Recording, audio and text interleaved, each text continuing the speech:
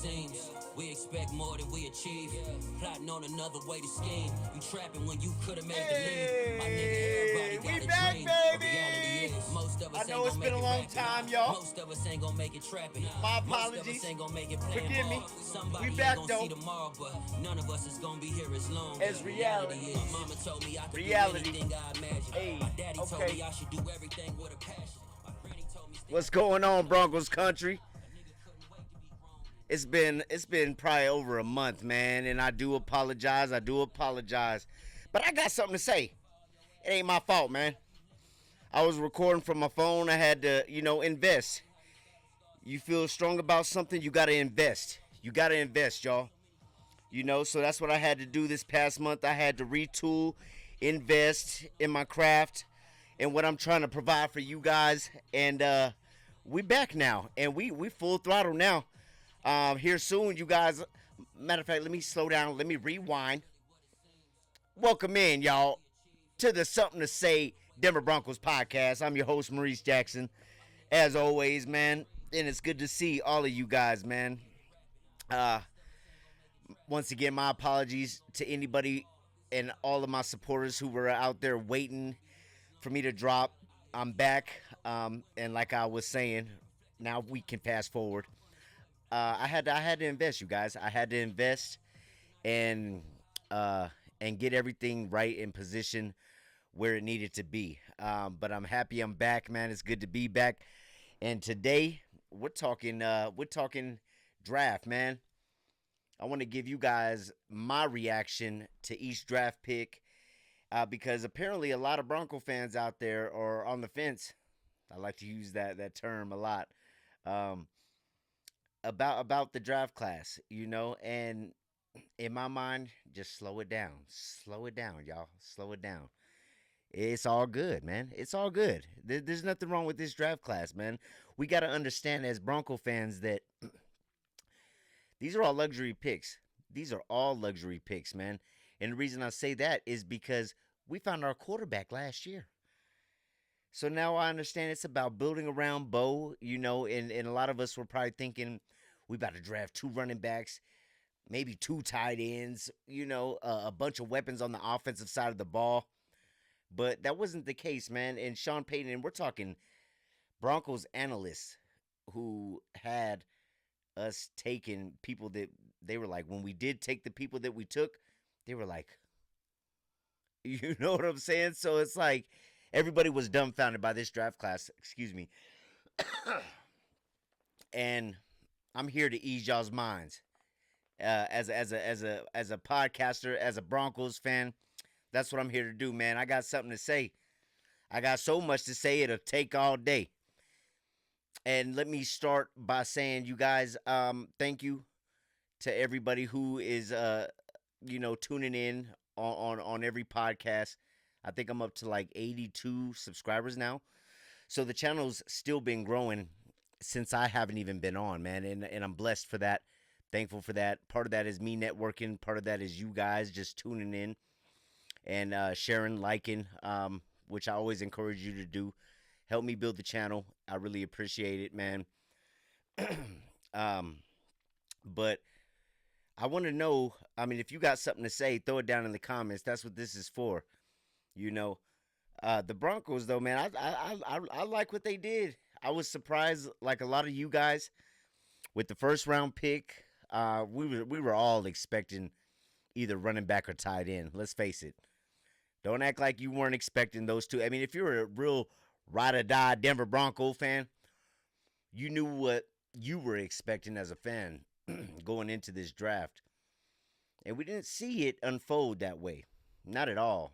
But it is what it is. I'm gonna go round for round though, and this is obviously my first podcast back, so we're gonna keep it kind of short. But I would imagine I'm gonna get what I need to say out in a timely manner, and hopefully by the end of this, my goal is to ease some of that those worries that you might have about our draft picks. You know what I'm saying? First round was Jade Barron. Now, my first thought was, what? What? What are we doing? Right?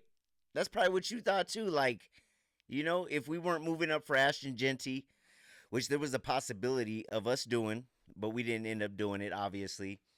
That was obviously my dream pick. And I hate where he went. But now it's like, okay, you talking about nobody can tackle you? Let's go ahead and grab Jahdae Barron and turn this defense into have it go from a top 10, top 5 defense to the best defense.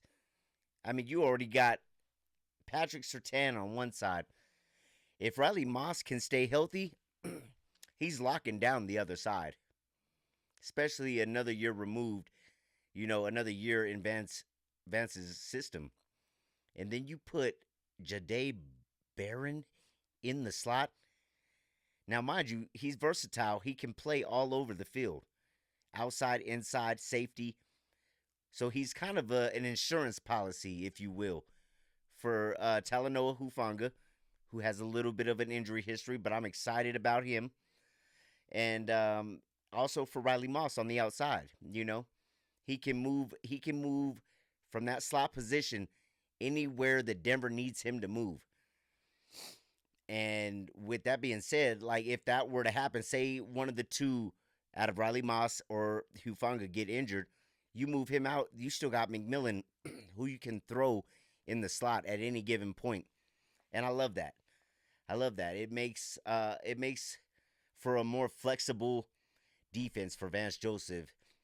And I don't know if you guys remember or not, but there were times last year, obviously, when Riley Moss got injured, where our defense productivity, it went down, man. Our pass defense went down without him in the game. Not to mention McMillan kind of falling off a cliff last year. I mean, that's still my dog, and he's a dog out there, but he didn't play nearly to the level last year than what he played the year before. And so yeah, he gave up a lot. You guys, if you guys watch any other podcast, they give you all the statistics on how much he gave up after the catch, and just what he gave up in general. And it wasn't good, you guys. It wasn't good at all. And and that's why I felt like this was a great pick. NFL.com. Let me tell you guys what NFL.com prospect overview of Jahdae Barron was. It says Big Nickel was in the right place at the right time throughout his impressive 2024 season. Barron played smothering coverage underneath, fueled by route recognition, footwork, and play strength. His instincts allow him to pounce on catch points or tackle pass catchers immediately from zone. However, he lacks recovery speed deep and can be a little too grabby at the top of the route in man. I'll just stop there. These draft analysts think they know it all. Everybody said Shedeur Sanders was going in the first or second round.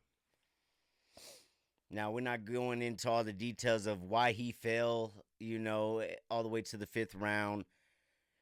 But it just goes to show you that they don't know what they think they know. Every analyst for the Denver Broncos who made a mock draft probably didn't get one pick right. Not even one. Not even one. And that says a lot about what people think they know versus what the Denver Broncos think about who they're drafting in the process. I like the pick. To me, it makes our defense immediately completely shut down, man. I don't know what they think or what teams are gonna do. It doesn't matter who the Chiefs drafted. The tackle, and I think they got Brashard. I think his name is Brashard Smith, the running back that I liked. But and then the Chargers get they get them a running back in Amari and Hampton, couple receivers. All three division woes, it seems like they was trying to stack up on offense on us. But we were busy stacking up on defense. You know what I'm saying? How did the Eagles win the Super Bowl last year? Let's think about that for a second. They kept drafting talent on talent, strength on strength on the defensive side of the ball. And y'all saw what happened to Kansas City in the Super Bowl.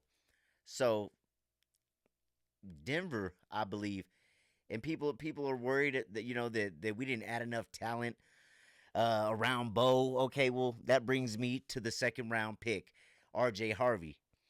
Shorter dude, but a compact build, stocky build, kind of like a Darren Sproles. You know what I'm saying? But I would say more fit to have more of an offensive role, than Darren Sproles was able to. Like I see him being RB1 from day one. You know, he's a bigger McLaughlin. You know what I'm saying? A better McLaughlin, and I love McLaughlin. Nobody works harder than McLaughlin, but I mean, we knew we were gonna pick up a running back, and if I'm being honest, this is not the pick that I ever expected. I probably looked at like 10 to 15. You guys saw my running back uh, draft pod. He was not on the radar. He was not one of the 15 running backs that I probably took a look at. He wasn't. But after looking at him, he looks dynamic. You guys, he looks dynamic. And in Sean, we trust. That man brought us a franchise quarterback 2 years into his tenure as a coach. You got to just trust in the process. Trust in it, you guys. We're going to fast forward through the rest of these, man, because actually not really, but we are. The third round pick is honestly probably one of my favorite picks, honestly. Outside of, I like this pick better than our second round pick with the running back solely because of Sean Payton's comments. And that third round pick was Pat Bryant. I love his last name. I always grew up a Kobe Bryant fan. So having a wide receiver come to Denver named Pat Bryant, it's like you got Pat Sertan and then you got Kobe Bryant. Pat Bryant. Like the name already is fire. You know what I'm saying? So then you go watch his tape and you hear Sean Payton give, the comp of Michael Thomas to this dude. And then you find out, he had a couple game-winning touchdowns, that he only had one drop this past year on like 78 targets. Psh, sounds clutch to me. Sounds like he's going to be a bigger, better version of what Jerry Jeudy was supposed to be. That's how I look at it. And when I try to picture how this plays out on the field, I think you got Court on one side, right? I think you could put Bryant on the other side starting. He's a third round pick. He's going to start. I promise you. And even if he doesn't start, he's going to see a lot of time on the field. But I see him on the other side, and then Mims or Franklin. Those are interchangeable in the slot. And then you got Vele, who can come in for either one, Bryant or not Sertan, but Sutton, when either one of them are tired. And then you just got this rotation. Oh, man, that's nasty. That's nasty. I mean, this is going to be dynamic. And to be honest with you guys, I don't think we're done at running back. Don't think that we're all the way done. Because though we have, 5 running backs, we've got the new kid, R.J. Harvey, McLaughlin, Estime. We still got Bidet. We still got Watson. If there's somebody I'm missing, let me know in the comments. But that's 5 running backs right there. I like Bidet, and I like Watson, honestly. And neither one of them got to see the field much last year. Audric Estime, though, I mean, don't put the ball on the floor. He's a 5th-round pick, So I mean, sorry to say, bro, if you're putting the ball on the ground, you're probably not gonna make this team. Yeah, I'm saying even in training camp. You know what I'm saying? And speaking of training camp, I want y'all to be ready. Y'all got to be ready to meet me out there, man. I'm going to be out there live. That's my goal, by the way, is to by training camp be going live with you guys. And you got to set goals. You got to set goals in life. And that's one of my goals. I could be probably going live right now, but I am recording on a new software, and I'm learning how to do in-screen things. So, like for example, this stuff that I'm reading off my iPad right now, I should be able to show you guys these things. You know what I'm saying? And that's what there's other podcasters that you guys watch or have seen that do this. And I'm learning all this on my own by myself. So it's just gonna take me some time. I also just got done building a music studio. I do music. I did music 10 years ago. I've always had a passion for music. This whole arm is dedicated to music. And I plan on getting back into music as well. So there's been a lot going on within the last month, you know.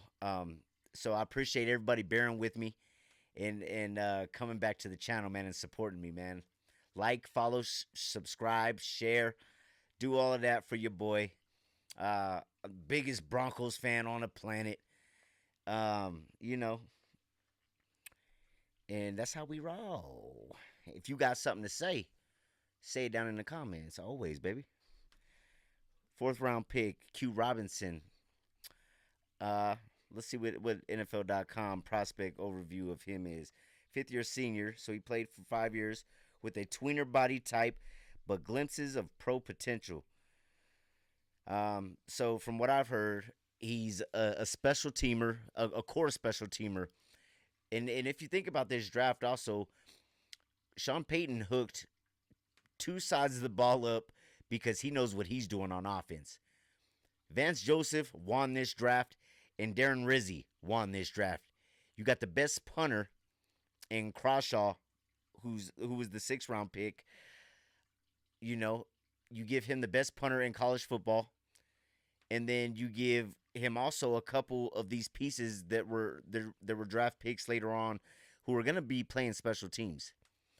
I think our special, you guys, I am over the moon. I'm not gonna say I'm over the moon necessarily with the draft picks. Excuse the noise above, you guys. I'm not gonna say I'm over the moon about the whole draft class, but I can see the puzzles being put together. You know what I'm saying? I can see what they're doing. Can you see it? You got to be able to see it, man. They know what they're doing. They know what they're doing. Q Robinson from Alabama. And then you skip all the way to the 6th round. That's where we got Jeremy Crawshaw. And then in the 7th round, we took the kid, the tight end, Caleb Loner. And he was a basketball player from what I hear, and played very limited snaps in college, but he had 4 catches, 4 touchdowns. He's like 6'7", I want to say. He's from Utah. But he's a big dude, man. Big dude. And you never know what could happen, man. Honestly, as long as he can stay healthy, unlike a Jake Butt, unlike a Greg Dulcich, unlike a lot of the tight ends that we've drafted, including Noah Fant, as long as he can stay healthy, he has a chance to do anything, I believe, under Sean Payton. So I'm excited about the draft class, man. I'm sorry once again, that I made y'all wait so long, but I'm back and I got a lot of things cooking, you guys. And I'm excited. I'm excited. And I hope you are too. Um, and I think with that being said, I think I'm gonna cut this one a little bit short tonight. Because the Nuggets are getting ready to play. It's game 6, so stay tuned because directly after that game's over, I'll be going back into the lab and giving my instant reaction to game 6 of the Nuggets game. And yeah, man, it's good to be back, Broncos country. Get ready, man. Training camp's right around the corner. Mini camps are right around the corner. If you're not already doing so, like, subscribe, share, and say something down in the comments, man. By the way, I'm at 82 subscribers right now. I think I might have told you guys this, but if I didn't, I'm doing this promotion to give back to you guys. I ain't got much to give back right now, but what I can do is anybody who subscribes and you're a new subscriber, if you drop your name down in the comments on any video letting me know that you subscribed, you're going to get a shout out from me personally on the next pod after I see that you commented that. Just a little something that I could do, getting started. But I'm looking forward to being back and being consistent, because that's what this is all about, being consistent, man, and bringing you guys a fan's perspective on our team and how I feel it's about to go down in 2025, y'all. um Thank you again, and I'll see y'all next time. Go Broncos.